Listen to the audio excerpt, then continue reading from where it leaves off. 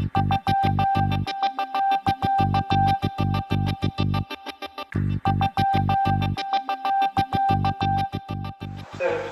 Peter, a passion to build. Can I ask what was the trigger or the inspiration behind you moving into fiction? Well, I guess the inspiration has been the whole of my professional life, really, where I've been working with architects and working with the sorts of characters who are featured in the book. My inspiration probably was the fountainhead. I think everybody who writes about architecture has in the back of their mind the fountainhead as something which colours those sort of big characters who make up the architectural profession. And then I was inspired to put pen to paper, really, I think, when I met Clive Dutton, who was then chief planner in Birmingham, and I was very interested in the whole chemistry about how major regeneration projects were driven by individuals generally, where he had this very specific role together with the leader of the council, Mike Whitby, in making things happen.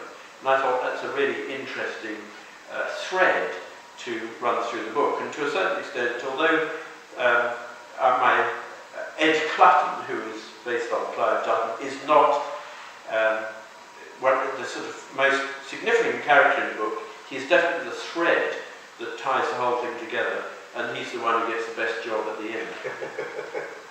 Well, I mean, yes, I mean, you mentioned a particular character. I mean, there are a lot of parallels in the book, and inevitably people are going to be wrestling with each character, saying, well, who is this? Is it intended, you know, as the author, is that one of the things you're trying to get to make, is that a deliberate thing, or is it just a natural kind of fallout of the colourful experiences you've had through your life in architecture? As I said, I think a lot of what is in the book comes out of my sort of experience of working with architects and the construction industry generally.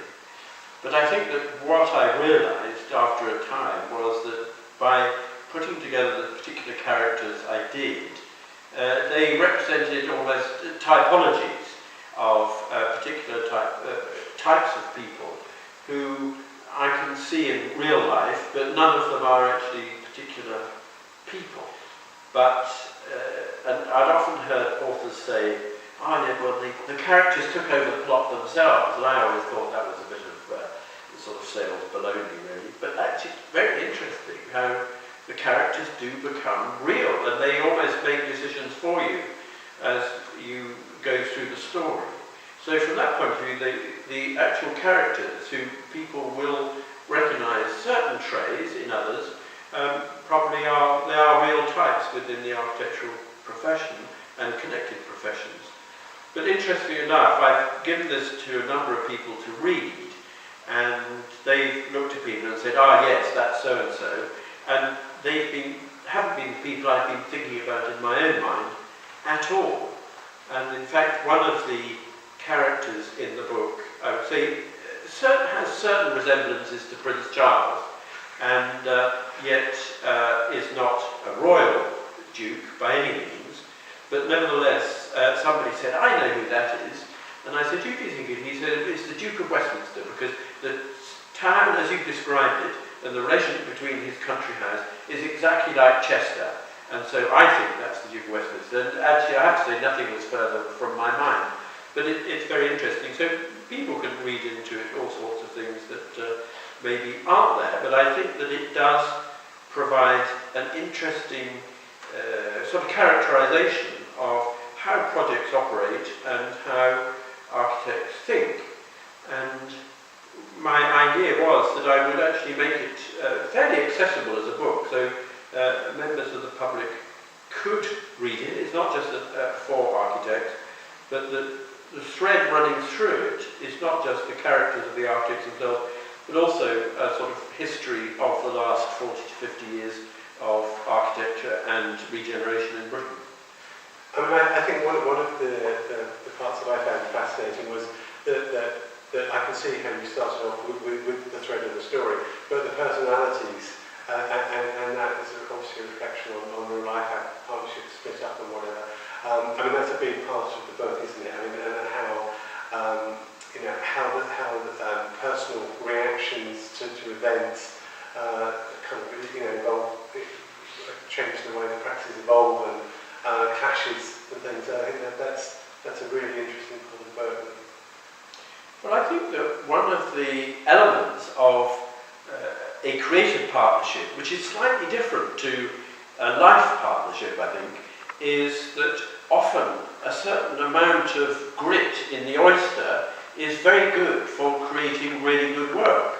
So that actually one of the bases on which people work together is that they sometimes annoy each other, rub each other on the wrong way, disagree, all those sorts of things, which actually then out of that is formed high quality, yes, passionate work. And I was talking to an architect about this the other day. A partnership which has been going now for about 30 years and have produced great work. And one of them said to me, he said, it's really been touch and go so many times, but that very sandpaper that rubs between us is the thing that sparks off the creative element to our work. And you mentioned earlier that some of the characters started to kind of take control of the story. How close is the finished product to your idea, or your notion of this book when you sat down at the beginning? Did it kind of evolve in the process? No, in the main story didn't change very much because I knew what they needed to respond to, and it was they responded to particular elements of the story. So the elements of the story didn't change, but my understanding of how they responded to them changed. What was different to the original plan for the book was that I put on an epilogue, because I thought I'd come to quite a good ending, and then somebody read it and said, yes, but we want to know what happened to these people afterwards. And then that was the interesting thing. Writing the epilogue was really incredibly easy because everybody had a sort of position within the sort of world I'd created, and so deciding what they did next was really, really easy. Okay, that's good. And the book's dedicated to David Pearce. Can you tell us a little bit about that? Yes, well, David Pearce was a great friend of mine, and actually I published a number of books for him, and he used to be editor of a magazine called Built Environment, and he was also secretary of the Society for the Protection of Ancient Buildings. And I've dedicated him because he died just over 10 years ago, and he made me an executor for his will, much to my surprise.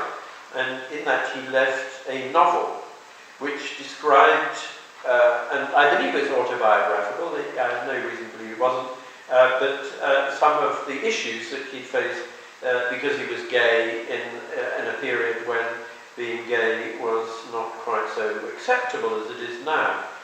And in it he described a number of scenes which I have to say I don't personally have experience, so I did lean on his experience to write about some of the issues to do with some of the gay characters in the book, so I'm very grateful to him for that. He was also, as Secretary of the SPAB, a leading conservationist, and his relationship with the fictitious Duke of Frampton is an interesting one, and one which was not too different to the relationship which David Pearce had with the Duke of Grafton, who was then the president of SPAB. So I thought that since I owed some of the words to David, I should dedicate the book to him. Well, Peter, thank you very much for your time, and good luck with the book. We're sure it's going to be a great success. We'll be hearing a lot more about it. Thank you for your time. Thank you very much.